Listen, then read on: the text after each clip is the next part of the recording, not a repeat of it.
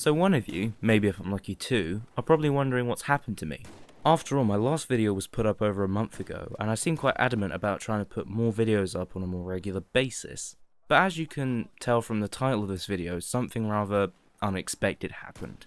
This was that my nan had a heart attack. And to be honest, it couldn't have happened in a much worse time, considering that my granddad had only passed away a few months ago, and the family for the most part was still trying to get over and accept that that had happened.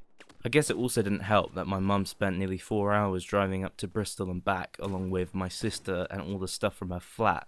In fact, as soon as they'd finished unpacking all her stuff in the house, the phone rang and it was the hospital letting mum know that Nan was in there. And after she got that, we all got back in the car and she spent another 2 hours driving.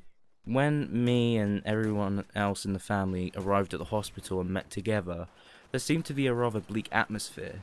I guess it was probably a result of the memory of Grandad's death still in everyone's mind, and I guess that the family felt that Nan didn't have much of a will to carry on living now that Grandad had died.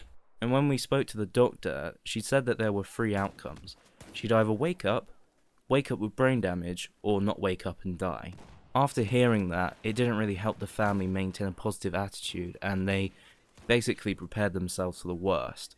But something, well, for them at that time, rather unexpectedly did happen. Not only did Nan wake up without any brain damage, she also ended up recovering at a rather rapid rate. It was only after a week that physically she was in a really good condition. Mentally there were a few things that had to get checked over, but like I say, after a week and a bit, she was back home and plans were getting set, and everything was, well, for the most part alright.